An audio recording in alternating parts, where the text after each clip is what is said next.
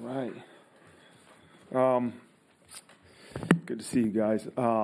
It's just I wrote down. It's crazy how 2 weeks in a row you got very similar games with obviously a different outcome. I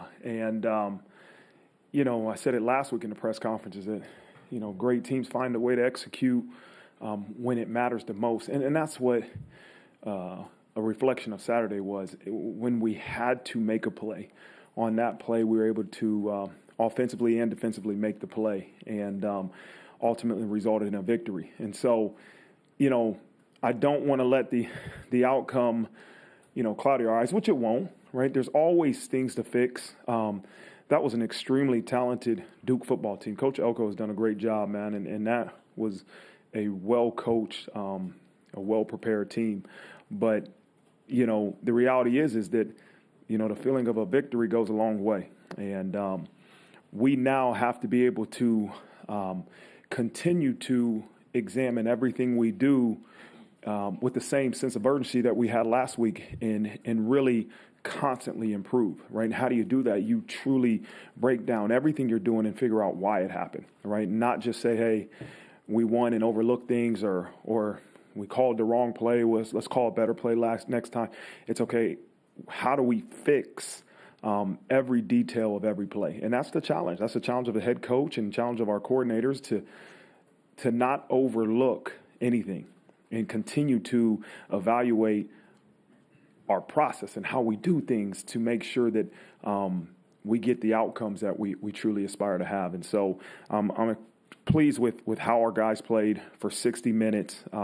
It wasn't perfect, as you guys were all there and you saw it, but to finish that game the way we did and execute on the 3rd and 10 and then on the 4th and 16 and Audrick's touchdown and defensively to get that final turnover, it was huge. And so we'll enjoy it. We'll enjoy it with our players, but we'll have to turn the page and get ready for a talented Louisville team.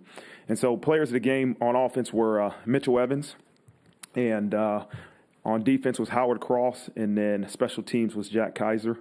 And then the scout players of the week were Preston Zinner on defense and special teams, and Michael Carmody on offense. And so as we get ready to move forward to Louisville, it doesn't take long to watch film to see why they're 5-0.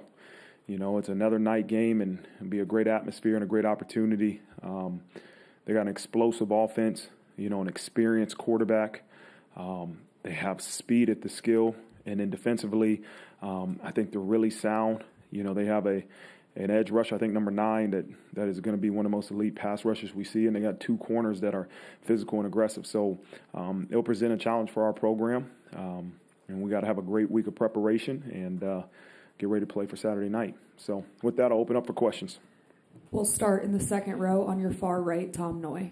Marcus, some guys could play their entire careers and not go through and experience a game like they experienced the other night where there's the emotional swings back and forth and up and down. You guys have done that 2 weeks in a row.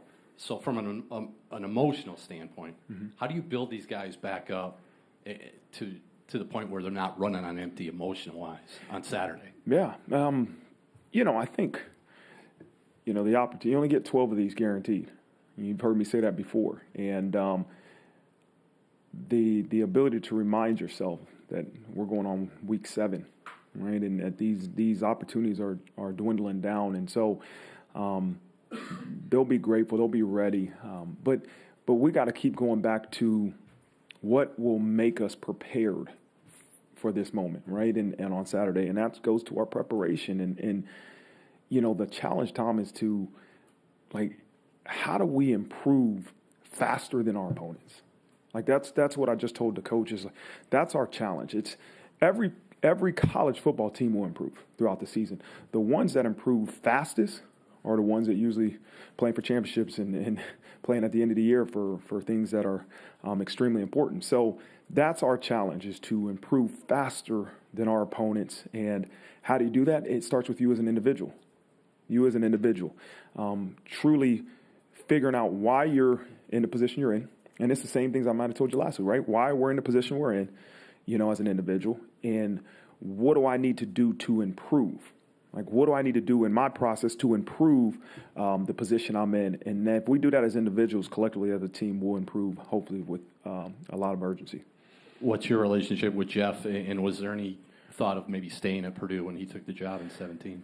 You know what? It was extremely short. I got a chance to meet him when he was the head coach. I was still kind of on staff there. You know, it was a little bit, and I remember him saying, hey, you know, let me kind of get my foot on the ground and you know, figure out what we're doing here. And by that time, you know, Fickle got the job at Cincinnati, and you know, I remember telling him, hey, appreciate you even giving me an opportunity to talk to you, you know, but I'm going to move on to Cincinnati. So other than that, I haven't had much communication. Obviously, we faced them 2 years ago when I was the defense coordinator here, and then we were able to face the quarterback last year, and so have some familiarity with them, but not much personally.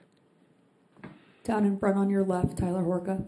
Marcus, when you were able to go back and watch the film, how would you characterize and what would you attribute all the penalties to? It seemed like, I mean, no matter who it was, offsides, the false starts, it just kind of like started snowballing. Yeah. You know, there's one, you know, the atmosphere there was difficult, man. It was loud, and you know, that's no excuse. We have to make sure that we fix the mistakes that we had, obviously going you know, our false start penalties, you know, and it's different cadences that we were using. And then that's what I challenge our coaches to do, and not just say, hey, we got to be better. Like, how do we fix it? And that's what we discussed as a coaching staff. Like, there's different cadences we can go on.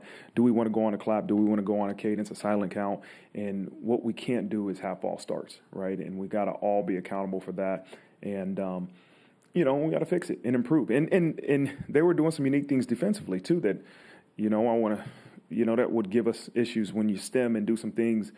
Our guys have to really be locked in. And so we got to do a better job in practice of putting our players in that type of situation so that when we get to the game, we can execute better. You know, the defensively lining up offsides, every single play, you got to go through your checklist. And it starts with making sure you're aligned, not over across from the ball. And so we have to fix them. We can't just say, hey, we got to be better. Like, we have to have a plan to fix that and address it, and we do. And then with the wide receivers, two-part question.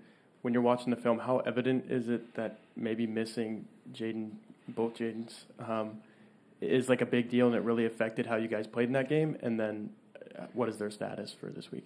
Yeah, we expect them both to be back. You know, we'll expect them both to practice tomorrow, and they're both improving. They ran around yesterday on Sunday, and I think they'll do some rehab and run around today too. But we expect them to be back for practice tomorrow. Yeah, you know, to only have three receivers that played in the game, you know, over the course of the 60 minutes, it takes its toll. You know, and that's no excuse. We have to be better, right? And so we have to continue to develop our other guys that are continuously improving. Right, but we have to develop them with a sense of urgency that they can help us. And you know, if you're on the field, you got to play to the standard. You know, we can't make excuses that you're playing 60-something plays. You got to continue to perform mentally and physically at the standard we're demanding. And so, they played their hearts out. We know we got to be better. Staying in the front on your right, John Bryce. In the micro moment of calling the fake punt on Saturday, would you sense that let you know, it was maybe not only the right time, but also that your guys kind of needed it? And from a macro standpoint, how important was it also for you to continue to send that aggressive message? Yeah, I was very confident throughout the week that we were going to be able to run this fake punt and execute it. Coach Biaggi did a great job of installing it and making sure our players knew exactly what we were going to do on that play. For me, it was really looking at where that ball was. I knew when we got the ball to a certain area of the field, and the down and distance was what we were looking for, I was confident to run it. And so it happened to be the first punt was right in the vicinity of where I wanted to run it. And so it didn't take long to say, let's run it. And they executed it really well. And then with continuing on that mindset that you talk about, staying aggressive, wanting to go win the game, same as a week before against Ohio State, how do you balance that, say, in that late game situation where you say initially, I kind of wish Audric would have gone down? Yeah, I mean, listen, there's always, you go back and second guess, and you know, the analytics would tell you to go down. You know, but then the other side of it is, hey, you're putting all your eggs in to one basket, saying that we have to be perfect on this field goal, right? The things that can happen in the operation of a field goal, and you got to weigh the percentages. We didn't assume Audric was going to break that and score a touchdown. We were really more thought of centering the ball a little bit and planning to kick a game-winning field goal. But, it's really hard when you're down to take points off the board. And this was a conversation we've had with coaching staff. If we can go back and do it again, would we say alert down on this? And as the head coach, I have my own philosophy on things. So, but we're going to be aggressive. I don't ever want to take points off the board, but I also want to my job is put our team in a position to win. And you could win in either case, right? That's the reality. You can win if you go down at the one and it's perfect with the snap, the hold, and the kick, and there's no time left. You could win the way we did win, but at the end of the day, the objective is to win, and we found a way to do that. Third row on your left, Tim Priester. Marcus, Coach Elko's teams and defenses, their turnover margin, they've been great. You guys won that 2-0 the other night, which is rare. I just wonder how much of an emphasis that was during the week because of how good that he's been. And secondly, speaking of near turnovers, Chris Tyree's decision to dive for the punt, was he thinking that it might hit I'm trying to give him benefit of the doubt here. Was he thinking that it might hit a teammate since it came up short, or what was his thought process? I'll work backwards with this one. So Tyree, we continue to tell him to be aggressive, right? And the punt before, we fair caught it, and sometimes I just got to be quiet, right, as a head coach, and I go over there and I say, hey, be aggressive now. Hey, if there's space, be aggressive, because I want him to be aggressive.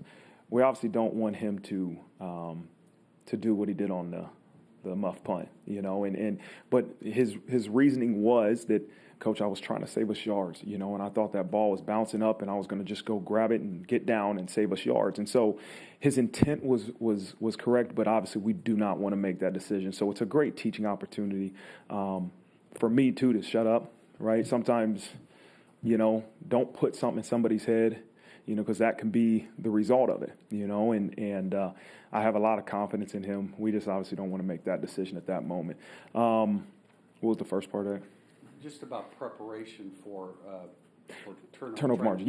Yeah. That's a point of emphasis every week for us all year. But specifically that game, we had known how well they've done in taking the ball away and not turning it over. And so, offensively, every week we say hand the ball to the official. What does that mean? 0 turnovers. And I think we've had 1 this year on offense, which has been amazing. They've done a great job with ball security. Defensively, the challenge was we have to get 2. This game, each week it changes. This game we said we have to get 2, and we've been close. We forced fumbles. We forced more fumbles than a lot of teams in the country, but we haven't recovered them. And, the interception was huge by Xavier, but to force the fumble and to get it, because we forced a fumble earlier in the game, we didn't get it, and it was this close, and it's like every week that happens. But to end it that way was it was a sweet feeling for our entire defense, and it was important for us to get a victory that way. We've all seen Howard Cross play a whole bunch. We know he's undersized and he's quick off the snap and he has great hand. I mean, we know all the physical skills, but internally, inside, the way this guy is his makeup, what makes Howard Cross as good as he is? Man, he is a confident individual. He is internally confident in his skill set, and Howard Cross is a great practice player. And that's not what everybody gets the chance to see. Like, I see every day in practice Howard, because a lot of times I get to work with the scout team O-line. Like, it's one of the best joys of being the head coach is on Tuesday and Wednesdays working with the scout team O-line. And, it's always a challenge when I know we're double teaming Howard Cross. We're blocking one-on-one, and I challenge our scout team O-line. Like, we got to block him. I don't want Howard Cross near the quarterback. And he finds a way, but that shows you his intent in practice, like the purposeful ways he practices. And if we can get everybody on our team to practice with that intent and that mindset, we'll get better faster than a lot of teams in the country. And so that's what you're most pleased about, is that his mindset in practice is one of very driven and works extremely hard. Second row on your right, Sean Stiers. Hey, Marcus, you touched on the quarterback, Plummer, and this will be the third year and the third different team that he's played for. Obviously, I guess, a little bit of an oddity, but in today's college football, probably more of that. But what have you sort of seen from him, in terms of his development as you've looked at him over these 3 years, and then just the benefit for you in facing him a third straight? Yeah, it's hard to confuse him. And we're going to try to. We're going to try to give him some different looks, but it is hard to confuse because he's seen everything, right? You're talking about there's no substitution for experience. So he's seen a lot of different things defensively, and he makes decisions quickly. And that's the one thing that I've noticed even just watching him through these couple games at Louisville is that, man, he's making fast decisions. He knows exactly where he's going with the ball, and he's doing a good job of putting it where it needs to be. So we got to be good in our pre-snap disguises and try to give him some different looks and not just give him one or two looks and try to get him to hold it a little bit. And if we can get him to hold it, then we're going to try to get pressure on him and try to affect him that way. You talked after the game, and you touched on it in your open about the things that you have to get cleaned up and being aggressive and cleaning those things up. When you have, I think as you said, there's always going to be some of that, but when you have maybe more quantity of that, how does that sort of affect the other preparation you're trying to accomplish during the week? Well, you can't let it take away from your every week preparation. You can't let that, but you have to address it and fix it. Right? You can't overlook those things. And that's, to me, sometimes victory helps you do that.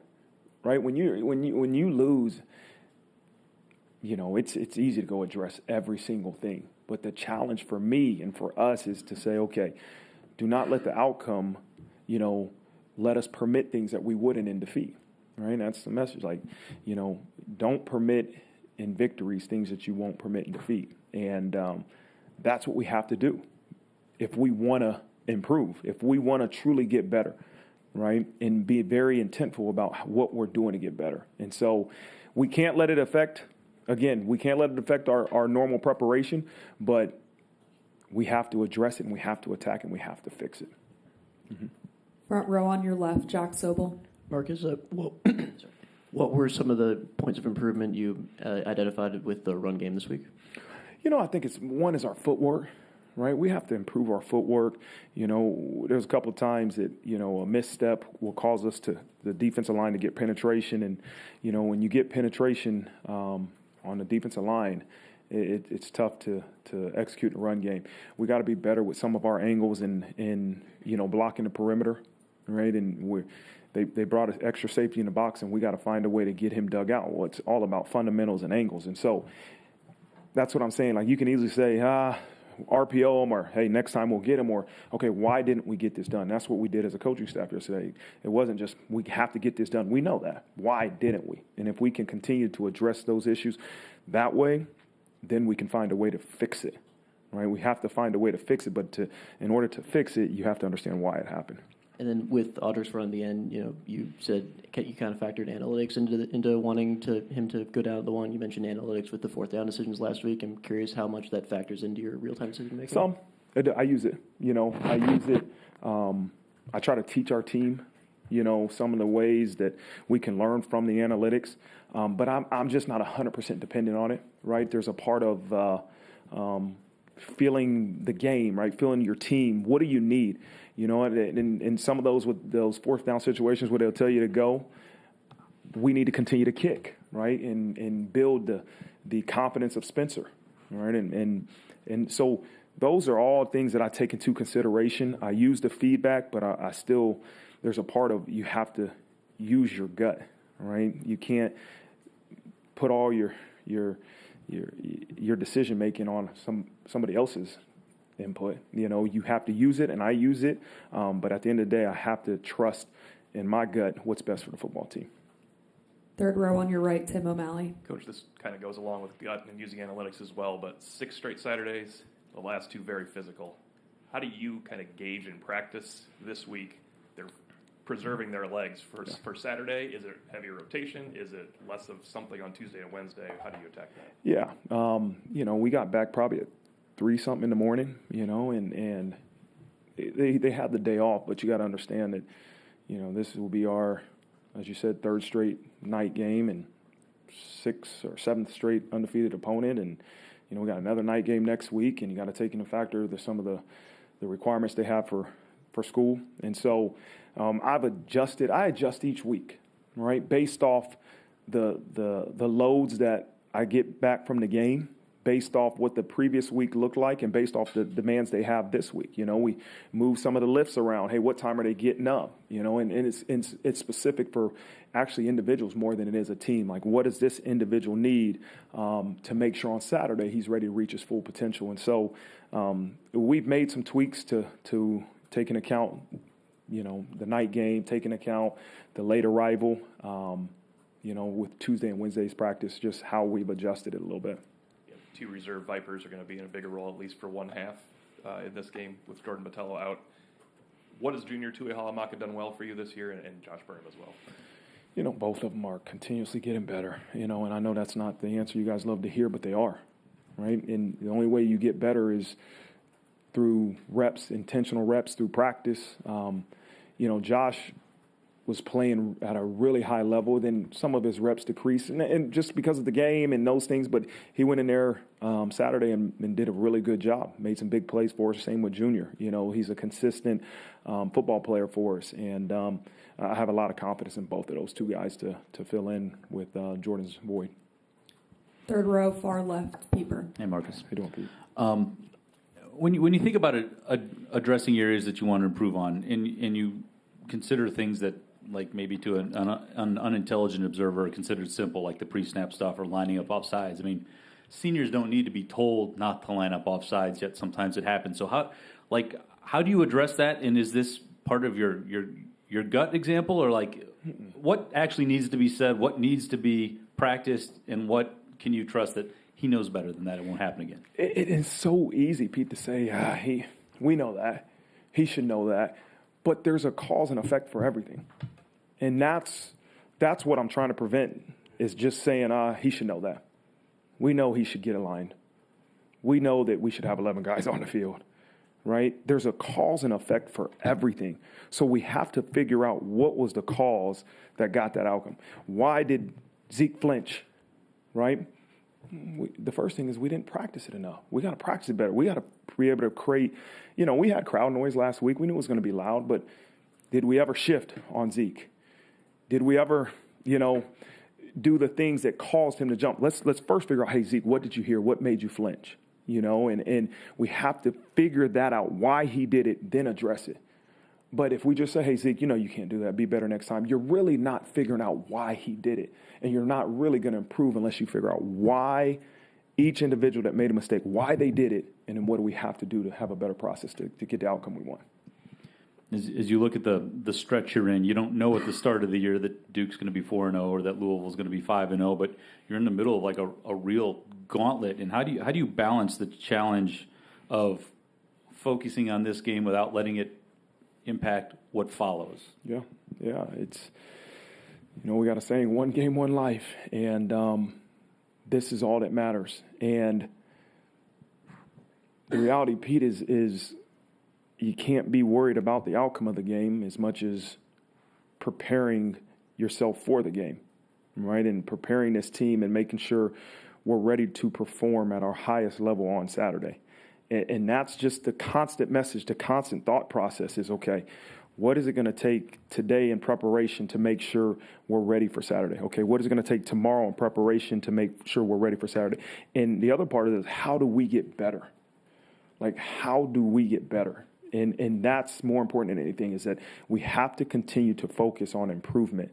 And then Saturday will come, and obviously it's you're judged off whether you win or lose, but we can't think about that. We got to focus on improving in today's preparation and making sure we have a better chance to be successful on Saturday. Front row on your right, Pete Sampson. I want to build on O'Malley's question about sort of data and recovery. When do you get that? What does it look like? Do you interpret it yourself? Is it interpreted for you? I'm just sort of curious about that part of the post game process. Yeah, it's kind of broken down to the 101 version for me. By the time it gets to me, I say, listen, I just need to know who's high, who's low, where these lows are at, how do I need to adjust, who's going to be fatigued, who had an extremely high load game. And I look at it on an individual, then a position base, and then make the adjustments accordingly. But I get it by Sunday. John Waggle and his team kind of take all the numbers and then get it to me. And then we meet on Mondays between that sports performance team of Waggle and Rob Hunt and Dr. Leisler, and there's like 4 or 5 of us that kind of meet. And I have a structure. Hey, here's what I'm thinking for this week in practice based off the numbers that I got and what our team needs. Any feedback, any opinions, and I utilize it, right? And say, okay, great, understand it. Here's what we're going to do. And then I make a decision. Is it reps, GPS? Like what's snaps? What? Yeah, it's you wear a GPS, right? It's the catapult system, but it gets you loads, it gets you total loads, it gets you sprint volume, it gets you jogging volume, it gets you impacts, all those different things that kind of give you feedback on the wear and tear on each player.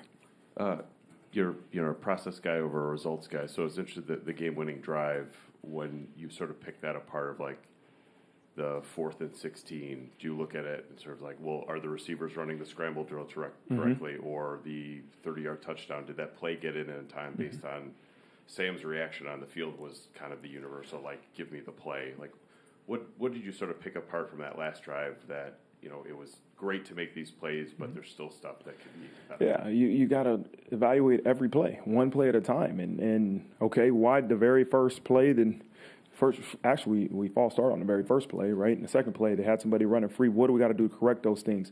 Okay, and then you look at the 3rd and 10 and the execution of it. Man, the positive is, okay, when it mattered the most on that play, we executed, and I'm sure the play Sam scrambled for a first down, the 4th down play. There's always coaching and improvements. What I do love, and I think about that play, is to me the improvement Sam made from the Ohio State game to that one. Like, he knows in his head, there's no way I can slide in this situation. I have to make sure I get the first down.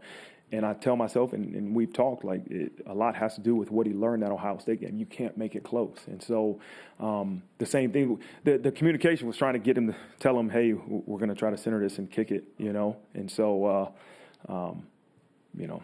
that was the communication kind of delay in terms. We don't have a signal to tell him, hey, we're going to center this kid.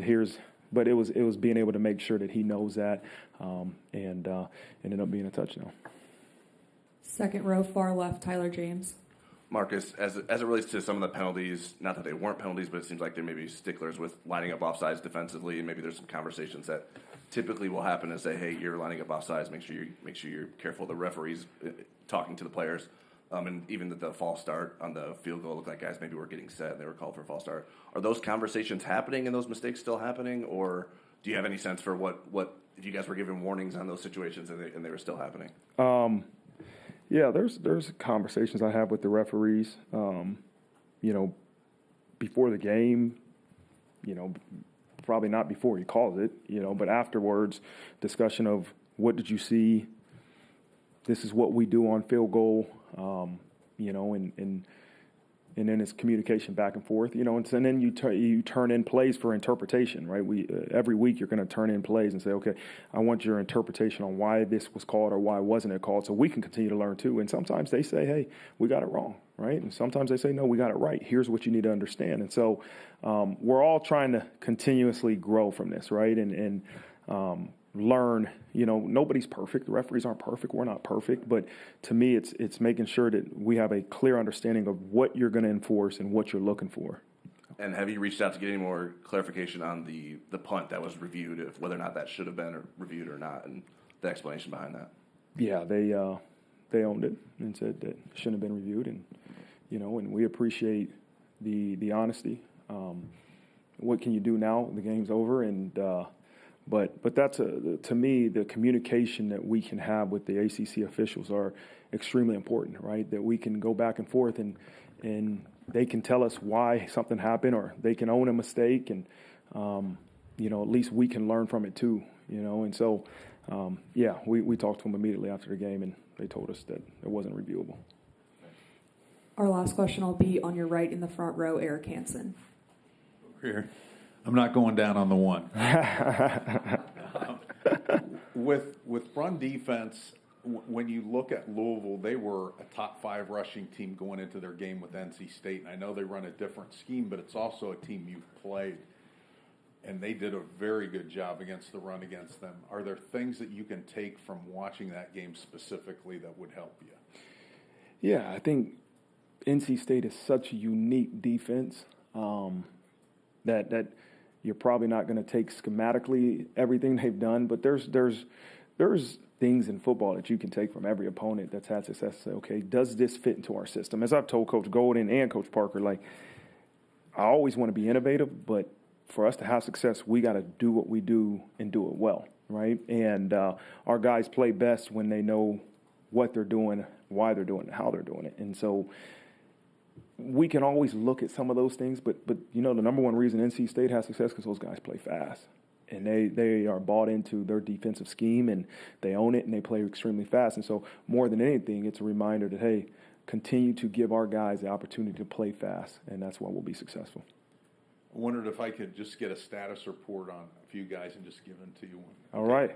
Okay, Eli Reardon. He'll be back this week. Nolan Ziegler.